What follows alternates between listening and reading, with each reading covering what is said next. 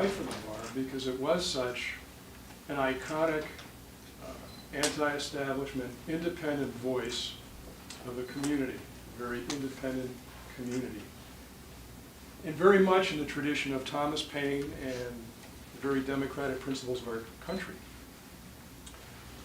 So when I came to Berkeley, I was very interested, this was in 1977, I was very interested in the history of Berkeley. And I began to study that history, and I became interested in the FBI's activities here during the Cold War. I was writing for the Daily Cal. And I did some stories for the Daily Cal based on FBI documents that the Daily Cal had gotten about the free speech movement and the Vietnam Day Committee in 1964 and 1965, respectively. But I realized there was a lot more going on. There was a lot more documents. So I submitted a greatly expanded Freedom of Information Act request and thought I'd get the documents in about a year and I'd write up the story and go on to the next project. I had no idea I was embarking on what would become a 30-year legal odyssey in which I would bring 5 lawsuits under the Freedom of Information Act that would eventually reach the steps of the U.S. Supreme Court. And that ultimately 7 federal judges would order the FBI to release more than 300,000 pages of documents concerning UC and the greater campus community. And that these, also that the courts would order the government to pay my pro bono attorney fees of more than $1 million. I had no idea that these documents would show the FBI was so deeply involved in the university community and in Berkeley. You know, among other things, the documents show that the FBI developed informants at every level of the campus community, from the students to professors to administrators to the border regents. That the FBI gathered information on student protesters, also on the loyalty of protests of the 50s, on the anti-war movement. That the FBI went beyond gathering information to taking action, to trying to disrupt and neutralize perfectly law-abiding people simply because they were challenging the status quo, particularly government policy on the war in Vietnam. Among other things, these documents show that the FBI leaked information to establishment papers like the San Francisco Examiner in an effort to alter the public's view of the campus community, to present campus officials to persuade the public that students were not just independent thinkers challenging the status quo, but that they were somehow being manipulated by communists or by foreign powers. To show that administrators were weak-kneed and didn't have the spine to properly discipline these students and punish them and expel them. And the FBI also tried to get Clark Kerr, the president of the University of California, fired. Kerr was a perfectly law-abiding person. He was a liberal. He was also anti-communist. But in one memo, Hoover wrote, "I know Kerr is no good." And there was a campaign to get Kerr fired through various covert means. So the FBI, what these documents show is that the FBI first focused on the university community right around World War II. Of course, the university was involved in helping to produce the atomic bomb that was dropped on Japan. And there was a wiretap on a local Communist Party office in the 40s that picked up a conversation in which they were discussing trying to get Robert Oppenheimer, one of the lead scientists in the war Manhattan Project, to leak secrets to the Russians. So the FBI started to investigate, started to study the backgrounds of professors. And this was a legitimate national security mission of the FBI. It was wartime, these were atomic secrets. The FBI should have done that investigation.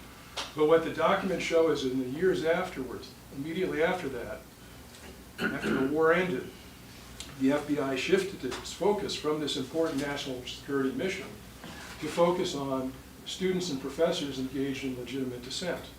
And there was one program called the Responsibilities Program, euphemistically, in which the FBI targeted professors who were challenging government policy and would leak information to the governor, at that time Earl Warren, who would then give it to Robert Sproul, who was the head of UC, who would then investigate the professors and try to get them to either admit what they were, that they were doing something un-American, or get them to quit. And this program was run all over the country, and according to FBI records, more than 1,000 professors were targeted, and about half of them were compelled to leave their jobs. So that was during the 50s. By the mid-50s, the FBI had decided that Berkeley was one of the most radical cities in the country. There was a list called the Security Index of people who were deemed, again, perfectly law-abiding people, but people who were deemed to be a threat to the national security in the event of a emergency of some kind. So one of the people on this list was Jessica Mitford, the writer. And I interviewed one FBI agent who actually hid underneath her house in Oakland and eavesdropped on some meetings they were having there. And I guess the meeting was kind of boring because he fell asleep. And they almost got caught, but they scurried off. This was during the mid to late 50s, before things really started to happen. And then in 1960, there was a protest at San Francisco City Hall. The House Un-American Activities Committee came to San Francisco to hold hearings into alleged subversion amongst the teaching profession. And they had subpoenaed a student from Berkeley named Doug Wachter. And Cal students had become interested in this, and they went to City Hall along with students from SF State and Stanford on the day of these hearings to attend the hearing and see what was going on. And they were shocked to find out that they were not allowed into the hearing chamber. So when this continued on the second day of the hearing, the students began to chant, "Let us in, let us in." And this continued until the hearing members at UAC summoned the police. The police arrived with fire hoses and they washed the students down the steps of City Hall. And this resulted in an enormous amount of media coverage. The San Francisco Chronicle ran a full-page, full-width photo of students being dragged down the wet marble steps of City Hall. And it galvanized the student community. The students were outraged that they would be targeted in this way and denied their basic civil rights. And it made press across the country and came to the attention of Mario Savio, who at this time was a student in New York City. And he read about it, and he decided Berkeley's the place to be. So Savio came to Berkeley in 1963. That fall, he was involved in protests at the Sheraton Palace Hotel, actually early 1964, March 1964. His first arrest at the Sheraton Palace Hotel, demanding that the hotel hire more blacks and stop discriminating in employment. While he was in jail, somebody said to him, "Are you going to Mississippi?" And that's how he came to go to Mississippi, work in the Mississippi Freedom Summer Project. He came back to Berkeley that fall, and he and other students were surprised to find that they couldn't even hand out leaflets on campus supporting the civil rights movement, or for that matter, Goldwater for president. So that led to the capture of the police car, the free speech movement, and the regent's admission that December that students had the same constitutional rights as other people when they were on campus. So this happened, this is now early 1965. Free speech movement opened the doors for the Vietnam Day Committee. The Vietnam Day teach-in in May of '65, one of the nation's first and biggest anti-war teach-ins on campus.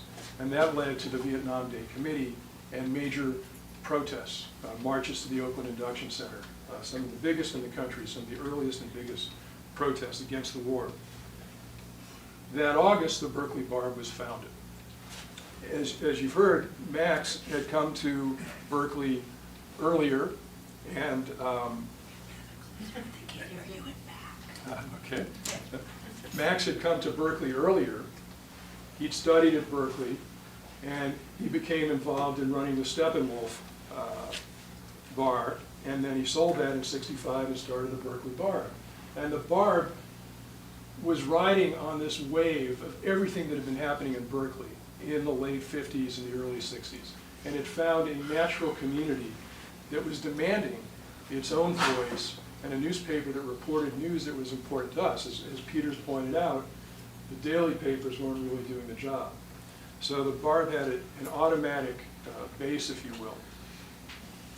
And as protests continued, the Barb covered those. The Stop the Draft Week protests of 1967, and then the Third World Strike, which that cover over there is a photograph of undercover police arresting students on Sproul Plaza. And then People's Park, perhaps the culmination of a decade of protest in certain senses, in May of 1969. And the Barb played a key role in that.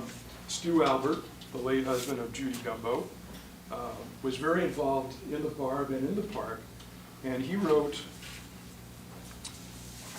an announcement in the Barb that April, and I'll just read it briefly. Hear ye, a park will be built this Sunday between Dwight Way and Hay Street. The land is owned by the university, which tore down a lot of beautiful houses in order to build a swamp. We want the park to be a cultural, political, freak-out, and rap center for the Western world. The university has no right to create ugliness as a way of life. Nobody supervises, and the trip belongs to whoever dreams. And it was signed, Robin Hood's Park Commissioner. That announcement in the Berkeley Barb is what drew people to People's Park in that spring, and led to the confrontation, the bloodiest in Berkeley's history, which on May 15, 1969, Dan Siegel, who is the student president-elect, ASUC president at Berkeley, gave a speech supporting the park. And he was in mid-speech when somebody pulled the plug, right after he said the words, "Let's go down and take the park." So he never finished that sentence. But immediately, students left, an enormous crowd left Sproul, marched down Telegraph, and got as far as Haste, where they were stopped by police officers. And this led to the Alameda County Blue Meanies, the sheriff's deputies arriving in their blue uniforms. And it's just interesting to compare this to Ferguson and to the Staten Island cases more recently, where it seems very clear that police failed to follow basic protocols in using excessive force on people. People's Park was a blueprint of that, except on a massive level. The police were completely unprepared for it. They ran out of tear gas, so they started using birdshot. They ran out of birdshot. They started using lethal buckshot. They fired into crowds and hit passersby who had absolutely nothing to do with this protest, students who were studying for finals. So the Barb came out of this context, and meanwhile, the federal government had mounted what was a massive effort to sabotage the underground press. And it really started with the CIA, and it grew out of the Ramparts investigation. Ramparts was about to do a big expose on the CIA's secret funding of the National Student Association. When the CIA got wind of that, they started investigating Ramparts. The story ran, and the CIA expanded the investigation to cover underground papers everywhere. Out of the CIA's investigation came a proposal, actually an observation, which was that many underground papers were barely getting by financially, and they were really relying on record company advertisements. And the CIA analyst suggested in a memo that if those advertisements were to go away, maybe the underground press would go away too. Well, there's a series of memos, that was late 1968. There's a series of memos in early 1969 from the FBI in which it is suggested that somebody contact Columbia Records. there's a gap in the memos, but the next thing that started happening is that underground papers around the country were reporting that suddenly and without explanation, Columbia and Capitol and other record companies were pulling their ads. And this was felt in newspapers across the country. A number of them, very prominent ones, found themselves without revenue and went out of business. The Barb is a little bit different because in '67 it had already started running the sex ads. So it had a separate revenue stream. But the Barb also suffered from this loss of record company revenue. And it's kind of ironic to think that J. Edgar Hoover was perhaps inadvertently promoting sex ads in the Barb and other papers. So that's one way that the CIA and the FBI targeted the underground press, but there were many other ways as well, which included going to the landlords where underground papers were based, convincing them to get rid of these subversives, by contacting other advertisers, getting them to pull their ads, by busting the editors and the writers and the street vendors on a range of often trumped up charges such as subversion or obscenity. And this was not only aimed at the largely white underground press, it was also, these same techniques were used against the Black Panther paper, which was being published nearby. In one ingenious recommendation, the FBI proposed using a chemical substance called scatol, which was a very potent and smelly substance, and spraying this on the Black Panther Party papers so they wouldn't, nobody would want to buy them. The FBI also went to distributors of the Black Panther Party paper and convinced at least one of them to raise their rates to prohibitive levels to again impede the sales of the Panthers paper. Why did the FBI target the Black Panther paper? Well, it was the main way that the Panthers were getting their views out to a wide base. Its circulation was almost as big as the Barb's at its height, around 80,000. It was also one of the main revenue sources for the Black Panthers. And the FBI used some of the same tactics and surveillance against women's liberation papers as well, such as Off Our Backs. So, I mean, to wrap it up, and to sort of bring it to the present day, all this history happened decades ago, and in many instances we're only learning about it more recently because of the efforts of researchers and historians and the Freedom of Information Act, which has been the main law that gives citizens the right to get access to government documents, including these kinds of documents on FBI activities and COINTELPRO activities. Unfortunately, the Freedom of Information Act, or FOIA, has been under continuous attack. And even the Obama administration, which the president himself, when he first came into office, issued a statement very supportive of the Freedom of Information Act. But in practice, the FBI's handling of FOIA requests is as bad or worse as it's ever been. One of the explanations, I think, obviously, is the war on terror. And this, it's used as a basis for redacting more on the grounds that releasing it might harm national security or law enforcement. So I think going forward, when there's the next generation of underground papers or underground websites or cloud sourcing or whatever form it takes, it will once, these voices which challenge the establishment, that challenge the status quo, will once again be met with opposition from the government. And the First Amendment rights that our country is based on will once again be threatened. And we may only find out about it through whistleblowers, WikiLeaks, and through the Freedom of Information Act. So it's extremely important to, even when it seems like it's in the background, to support that. And I just want to make one other observation, which is a big difference between what was going on during the 60s and why protest was so galvanized and why underground papers were so vital, was because there was a draft. And the draft wasn't even really a political issue, it was a social issue.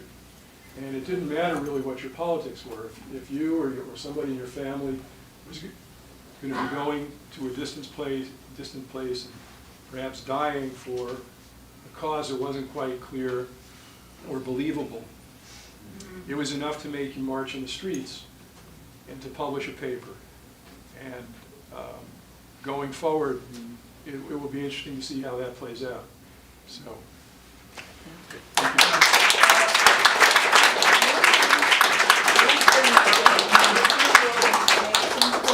But we're going to do it one at a time. And if you ask the question, and I'll repeat it to make sure everybody heard it, and then you guys can decide amongst yourselves who wants to grab onto it, okay? Okay, you first. There was, I think, first off, a lot of women objected to the sex ads in the Barb and other papers. Secondly, there was, I think, in the 70s, there emerged the alternative news weeklies that were very different from the underground press. They tried to reflect a more what they saw professional, nuanced, progressive journalism that could reach out to more mainstream audiences than the underground press was. And they would often be as critical of the left as they would be of the establishment. I mean, an example I remember, because I went to college and lived in Santa Barbara, at the time was the Santa Barbara News and Review, which was a colorful paper which did investigations, but which was a paper that could reach out to the mainstream, the way the underground papers, and those papers were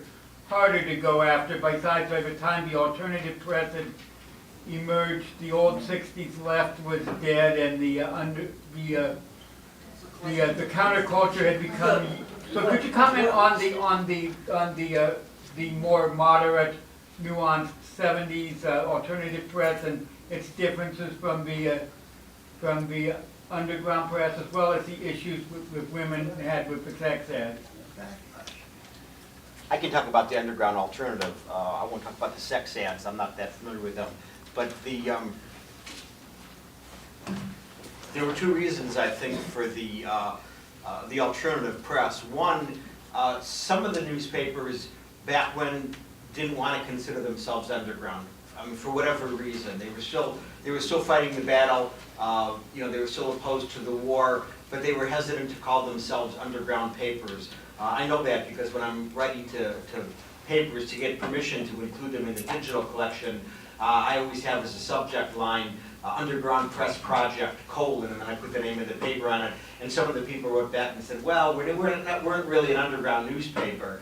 So I've kind of pulled back on that designation. But basically, some of them consider themselves alternative right from the start. But also there was in the, was 1973, 74, I forgot what year it was, the Underground Press Syndicate itself changed its name to the Alternative Press Syndicate. And partly the reason was that it was felt that the issues that we were fighting against in the underground press days were now becoming mainstream. And so some people felt, well, underground, I mean, I always thought the underground term was romantic, but and a lot of us did. I mean, it wasn't underground in the sense that, if you were opposed to the Nazis, that was an underground newspaper. But still, it was a good term. We liked it. But people started to think, well, it's not really working anymore. I mean, the ideas that we're espousing, everyone's saying them now. So the term alternative took the place. So I think those are the two reasons. But their style was different. They were more Let them answer. We're going to have other people asking questions too. Another question, yes, sir. Have you seen any of the footage about Tom Prasad? They were trying to make a documentary, I remember a couple of years ago, but you can go online and just see incredible stuff. He was this, Tom Prasad. I know Tom, of course. I don't know I'm not familiar with the project. He was a kid in Arizona who used to write to the underground papers. Well, the Orpheus was Tom's paper out in Arizona. Yeah, and they would send him free newspapers. They couldn't believe it. He loved it. And then, did you mention anything about scanning, short-lived scanning monthly? Yeah, I'd like to see that. Okay, so what was the question? So, Let me just add that tonight is Pay What You Can. this is important, that the Berkeley City Club for the play, it's a play about hippies with Ahab in the title, and that would be a good thing to do tonight. Okay, let's ask a specific question. Around 1968, I think, the Federal Post Office increased its second-class permit rates incredibly. Also, the cost of newsprint went up. And this was, my understanding, to be a primary cause of the downfall of the underground press.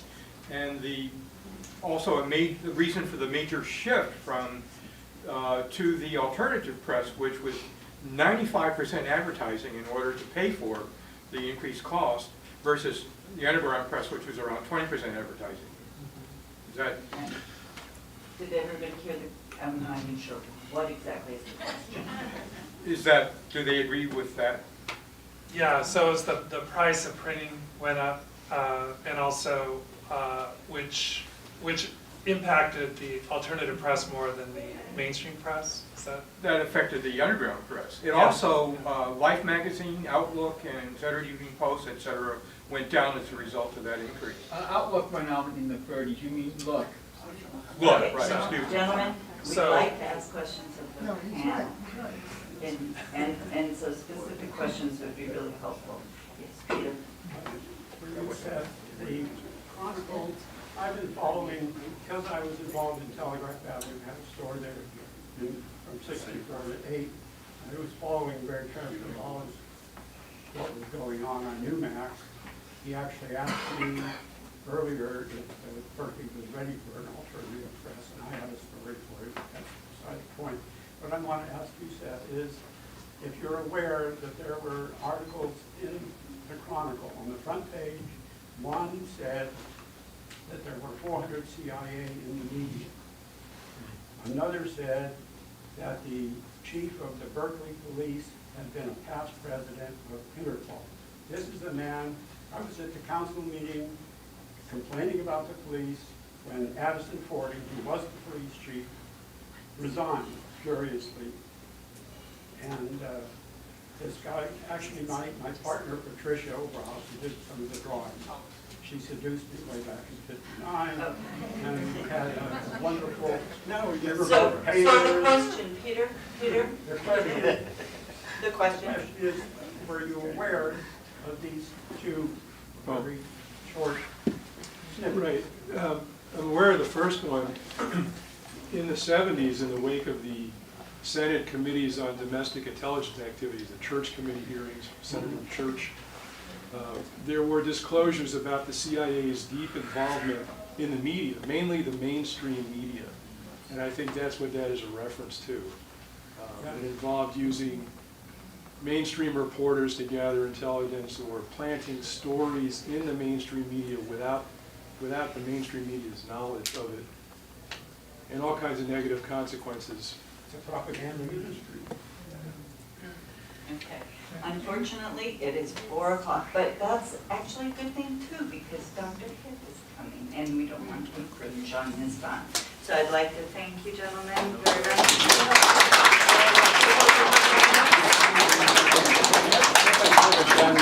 Research on the role of Cold War. Speaker Eugene Schoenfeld. I don't think that I have to go through a lengthy introduction of him. I just want to say that I knew Eugene when I first visited him at Cal Hospital. He also worked, as you all know, for the Barb, and indeed became had one of the feature columns in the Barb. He is known to us as Dr. Hipp and Dr. Hippocrates, Dr. Hipp, and I'm so glad that you're here today. It's nice to see you again.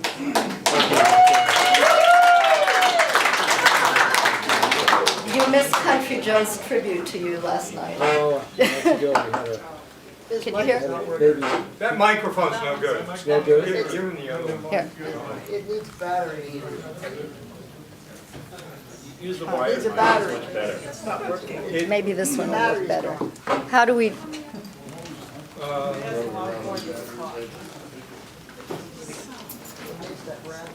Technology. Shall we? Marbles and Is this better? Can everyone hear me now? What? That needs batteries. It's breaking up, the microphone. Breaking up? Do you have batteries? How's it? Is this better? The other one's better. Anyone have batteries? The other one's better. Okay. I think if you move away from it. Yeah, you have to kind of hold it away. How about this? Can you hear me now? Yeah. Closer, Okay. No, not quite. Can people in the back hear me? closer to your mouth. Can you hear me now? All right. Well, Diana Stevens asked me recently if I were doing the column in the Barb now, what kind of questions might be asked presently? And I thought of someone who told me the story. He purchased one of the new Apple Watches. And he said he's able to go online with the new Apple Watch and go to one of his favorite websites, which is a sex website, and he can use the telephone on the watch to communicate with the people on the website to do what he asked. This is one of those pay for actions. But he's worried that he might get a repetitive stress injury like carpal tunnel syndrome.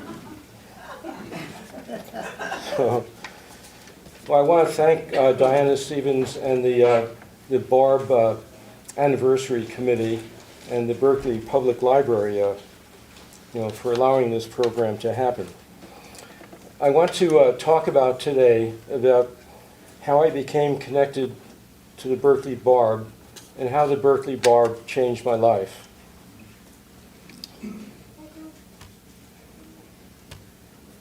Uh-oh. Gotta go back. Let's see. I was just instructed about how to use this. Here we go. All right. Like Judy Gumbo and some other members of the Berkeley Barb staff, I was a red diaper baby. My father was a union organizer for the Transport Workers Union when I was born. My first steps were on picket lines. My first name, Eugene, is after Eugene Debs. And my middle name that was given to me is Lennon, not John. So, another, let's see, need some help. Have I tried to tap it?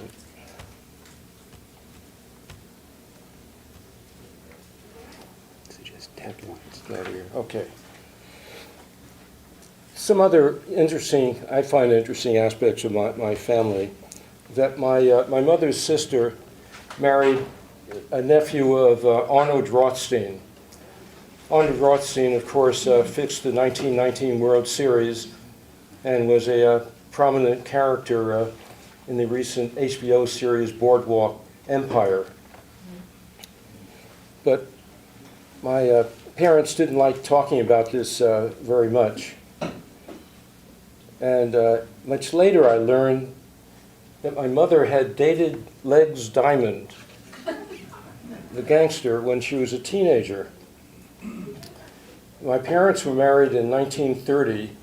Legs Diamond was shot to death in 1931. I don't think it was my father that did it. So these are pictures of Arnold Rothstein. Of course, he was, besides a fixer and a gambler, he was a bootlegger. And he apparently mentored Meyer Lansky. Curiously enough, I don't have a lot of time for all this, but my parents once had supper in Havana with Meyer Lansky, where he made my father an offer that he did refuse. My father had become a plumbing contractor by then, and Lansky and his associates wanted my father to do the plumbing for their casinos because Lansky had a childhood friend who was a general contractor who worked with my father. This is from a book about Rothstein, and it mentions Arthur Victor, who became my uncle, and who, you see Arthur Victor in the middle, and that's my brother Frank. Frank is here in the audience. And Arthur Victor delivered both of us. So I guess, I don't know, some people think, I guess my mother, that Arnold Rothstein did some good because he helped Arthur Victor through medical school. But, we just flashed by my parents. This me in Miami Beach High School, place I did not like, but this is my car, 1936 Auburn Roadster, that I sold for $250 because I needed money for college. It's worth, I don't know, $500,000, $600,000 now. I went to Berkeley. I loved Berkeley. I fell in love with Berkeley. I had transferred from the University of Miami. This comes later, but it's too much trouble going back. I transferred from the University of Miami because I had a girlfriend who was accepted to Berkeley. So I arrived on a Greyhound bus, and I lived at Cloyne Court, a student co-op, and I just found just living in Berkeley in itself is an education. You know, aside from the school, just living here is an education. So I had a contest with some friends. Friends of mine were vying to see how many college credits we could take during a semester. So I finished Berkeley in 3 years. And then I decided I wanted to go to medical school. So I was 2 years a pre-med student, graduate pre-med. They used to have a graduate pre-med program at Berkeley. So I was accepted at the University of Miami and went there. I learned, various things, quota system. At that time, I don't know if it still is true, but at that time, they said the University of Miami could accept no more than a quarter of its students from any one county in Florida. And that was because the biggest county was Dade County, and they would have wound up with an all-Jewish, class. So instead it was half Jewish. Also, there were no blacks, of course, at that time. This was 1957. There was one Asian, and we started with 3 women. We lost about a quarter of our class. There was one woman in my graduating class of 59 students at that time. But while I was there, I had joined the NAACP when I was in Berkeley. When I went to Miami, I tracked down the head of the NAACP in Miami and told him I was interested in trying to help out in some way. And he looked at me, I guess he thought I was an FBI agent or something. He had no interest in doing that. But a resident at Jackson Hospital and I started integrating the hospital. We started eating in the black cafeteria. At that time, there were separate black and white wards and separate cafeterias. So we started eating in the black cafeteria. He was sanctioned supposedly because he was wearing sandals, but it was because of what we were doing there. I kept returning to Berkeley. After my first year of medical school, I spent summer in Berkeley, and it was the time of the beatniks and the coexistence bagel shop on Telegraph Avenue. And at that time, you could really fit all of Bohemia and Berkeley into one place. Of course, it's changed now. My second year medical school, I was in the school library, and I met the roommate of Ernest Hemingway's youngest son, Greg. He told me they were planning a trip to Angola and invited me to go along, thinking that I knew something about medicine, might be able to help. Of course, I didn't. I was only a beginning second year of medical school. So Greg wanted to do a documentary about, the futility of elephant hunting and how easy it was. He had been a big game hunter in Kenya, before, and he'd been skeet shooting champion of Cuba when he was 12. So we got to Angola and found it was not like the savannas of East Africa, but tall brush and trees. And so this is, of course, me. Fell in the middle is Greg and his roommate Bob Kyle. This is on the border of Namibia. Then it was Southwest Africa. This was a healthy young woman that we met along the way. And that's Greg. You can see he looked very much like his father. But it turned out that Greg had been cross-dressing from the time he was 12. And when his mother died, his father, Ernest, blamed her death on Greg because they had found out that he was cross-dressing. And toward the end of his life, he transitioned to a woman.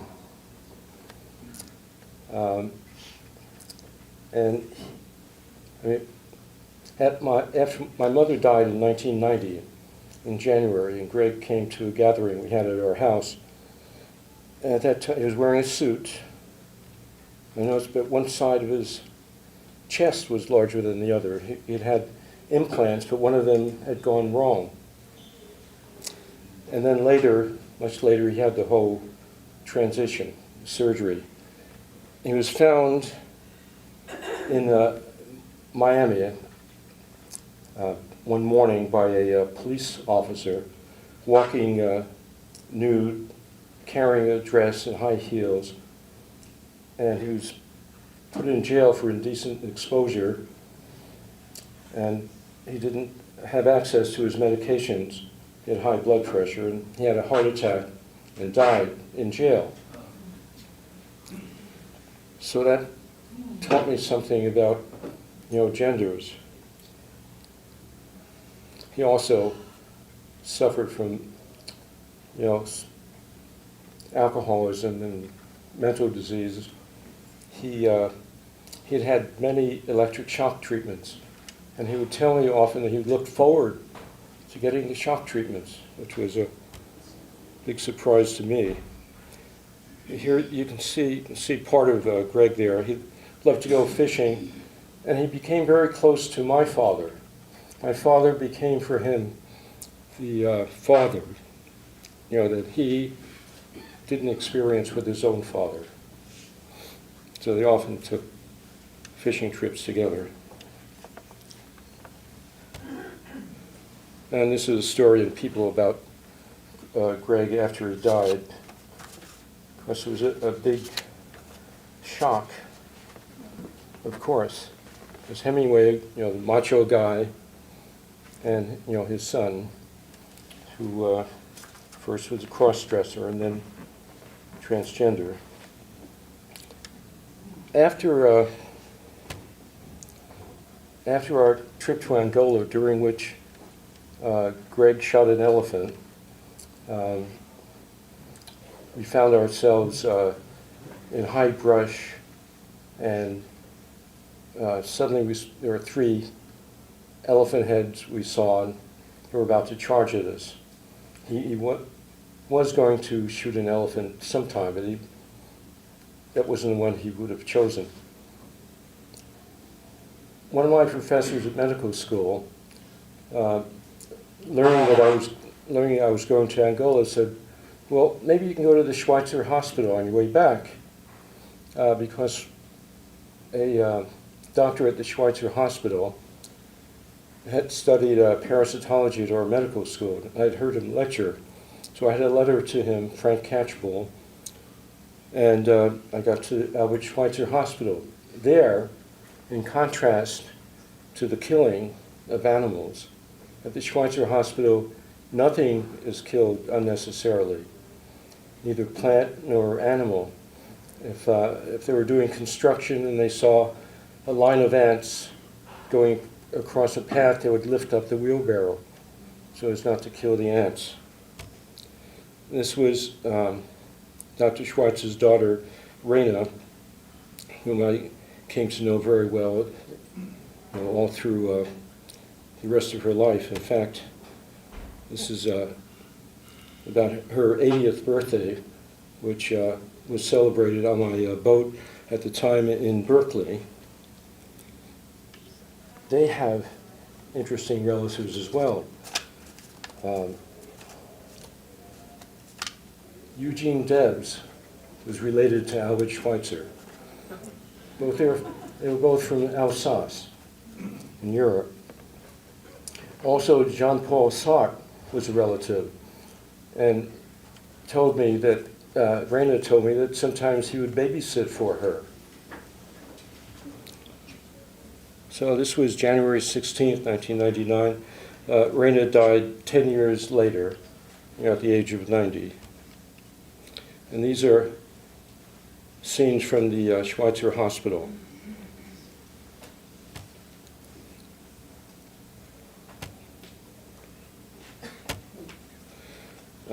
One summer, I was there on 3 occasions, and one summer, one of my jobs was taking care of a baby gorilla in my room. I kept his cage in my room and took him out every day. He's got a little band around, a little halter thing around his chest, and I would feed him. And of course, my room soon smelled like a gorilla cage. And this is very beautiful there. This is a scene of lepers rowing to the nearby village with Dr. Schweitzer and some of his nurses.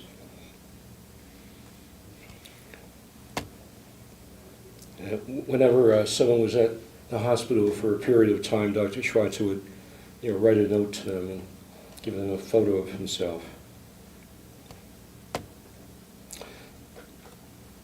On my last visit to Schweitzer Hospital, I met and got to know well a native doctor named Ngoa Michel. This is a photo of him with his 2 wives. Ngoa Michel used the iboga root in his ceremonies. Ibogaine comes from the iboga root.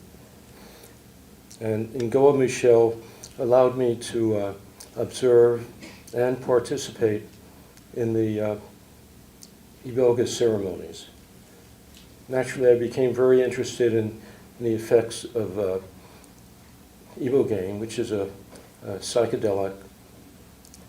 Many people now think it has potential for treating addictions. I think psychedelics do have great potential for treating addictions. The evidence isn't in yet that ibogaine, is superior, for example, to LSD or ayahuasca. But I started reading about ibogaine, and when on my way back to Berkeley, I stopped in Paris at this ceremony, and I picked up a supply of extract of iboga. I returned to the Bay Area. This is 1966. During the summer, and did the iboga extract with Dr. David Smith. And we were doing other experiments as well, but during that summer, David Smith had the idea to organized the little clinics that were springing up in the Bay Area. And I had the idea of writing about the effects of drugs. Now, I had met Max Scheer in the Steppenwolf days. And we would go there. You know, Steppenwolf wasn't exactly like Cheers. No ferns there. A lot of activist posters.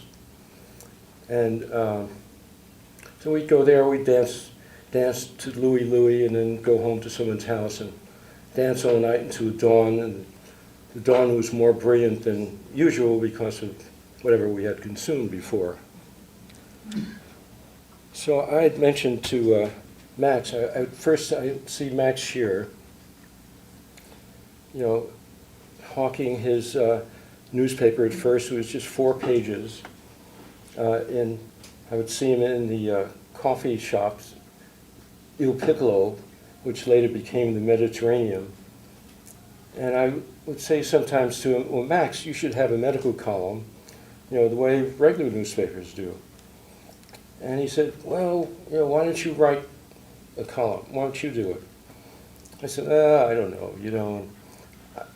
I had wanted to do some writing, but I hadn't had in mind doing that kind of writing at all. But I wasn't doing the writing. I was kind of living the artist's life without the art. Yes, everyone knows about that. But people were starting to, you know, it was the golden age of sex. It was after the pill and before AIDS. And there was a lot of experimentation with drugs. And people would ask me questions about, you know, these matters. So my first column, you know, I use questions that people had asked of me on the street. And there was a question about hepatitis and about marijuana perhaps affecting a person's diabetes. And what else was there? It was one about gonorrhea. After that, the questions started coming in. People would mail me their mail. Remember we used to have mail? People would mail me questions, and in the columns, I would use the language that they employed in their letters. And by the way, the Berkeley Barb was the only publication that I've ever written for that never censored me. The only one. Even the LA Free Press one time censored me. Because I was just using the person's letters, the way they expressed themselves. I even had so the column soon went to other papers. LA Free Press was the second. Soon it went to many in the country, maybe 100. I used to say I was syndicated, but most of them would just rip off the column from the Berkeley Barb. You know, of course, no money was made from this. The first year I wrote for the Barb, I didn't receive any payment for the column, and then I kind of insisted. In the second year, I got $10 a column. This is from the Fifth Estate, which was a prominent newspaper in the Midwest, Detroit, I think. I started getting, you know, some kind of recognition from, you know, legitimate sources. This was a publication of the California State Health Department. You know, they wrote a favorable article about me. That's how I looked back then. More hair, darker.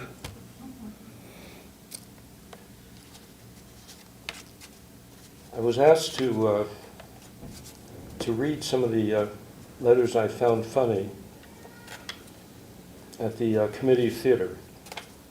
And that was the first public thing that I did aside from writing. There was a time when someone wrote to me and asked, "What is muff diving?" What is muff diving? So, well, in my replies, I always used anatomical terms. You know, whatever, however the letter writer expressed it, I always used anatomical terms, you know, which I did. I said, you know, it was cunnilingus. Cunnilingus was applying the mouth and tongue to the vaginal and clitoral area. Well, one of the newspapers that ran my column was the Georgia Straight, edited by Dan McLeod, who is sitting over there. Raise your hand, Dan. Right. Well, the Royal Canadian Mounties seized thousands of copies of the Georgia Straight newspaper, and they charged Dan with some kind of morals offense, corrupting morals, something like that. So there was a benefit held in Vancouver. I flew up there with Country Joe McDonald and Barry Melton, who's a fish. We did a benefit. I testified at the trial, and the Georgia Straight was acquitted. I've continued to have contact with both Country Joe.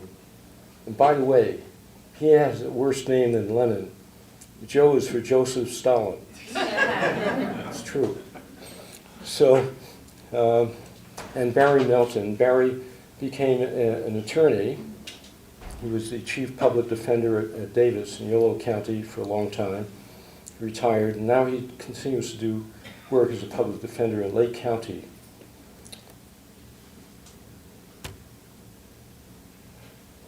This was, and sometimes in my columns I would report upon the actions on the campus. And this was about Moses Hall, where there were a lot of injuries both to the police and to students.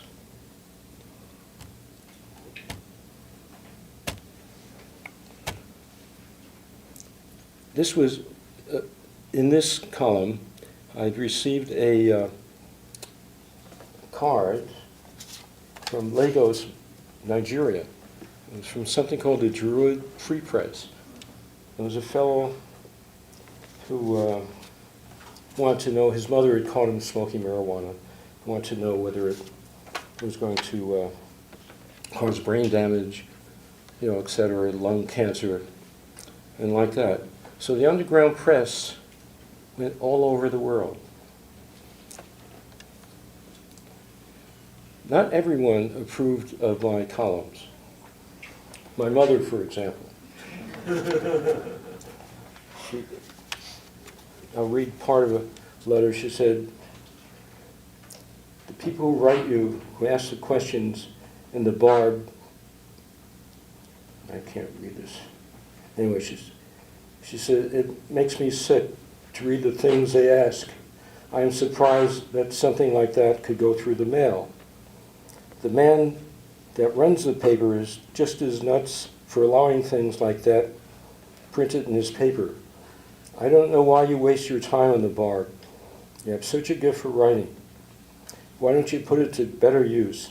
I've been wanting to write to you for a long time about how I feel about the Barb.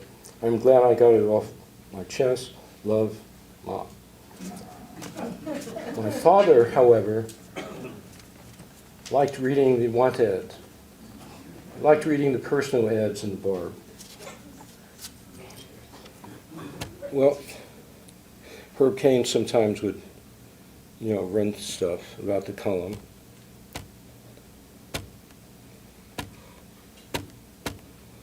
Okay. I had a chance to do a book of the columns. It was printed by Grow Press, and it was named one of the best nonfiction books of 1969 by the New York Times. This young woman you see there became a nurse, is still a nurse in Hawaii, and she worked her way through nursing school as a topless dancer. It's a Dutch translation of the book, because there was a Dutch medical student who used to translate my column for a Dutch underground paper, which allowed me to go to Amsterdam a number of times. Business.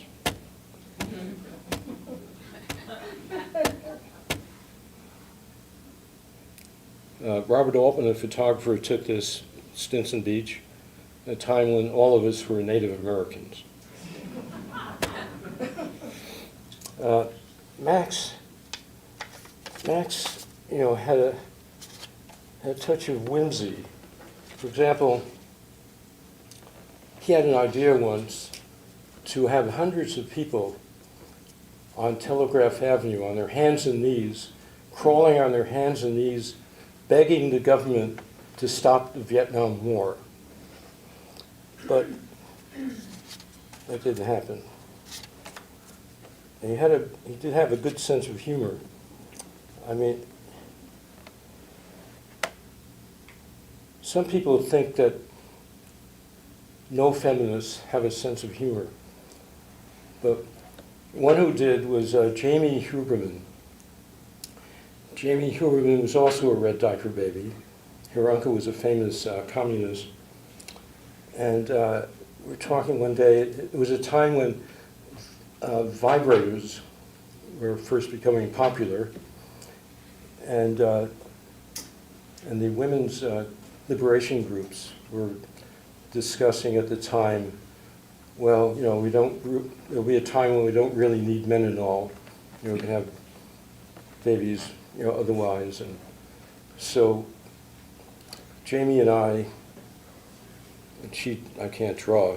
Anyway, there's drawing here of women breaking their chains because they're liberated, and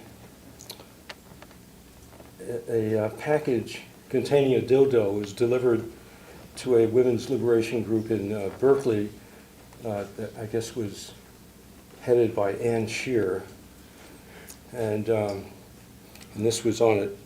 The word, free at last, great God Almighty, I'm free at last. Well, this produced an outraged letter from Tom Hayden, who at the time was living in a commune in Berkeley. He wrote to the Barb, he says, "How dare you use the last words of a dying black man?" Well, yes, they were Martin Luther King Jr.'s words, but of course, they were not his last words. But there's some hyperbole on the left, huh?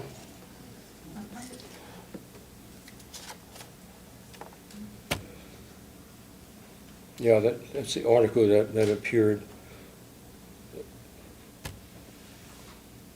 This is the first time in almost 50 years that it has been revealed who delivered that package and how it came about.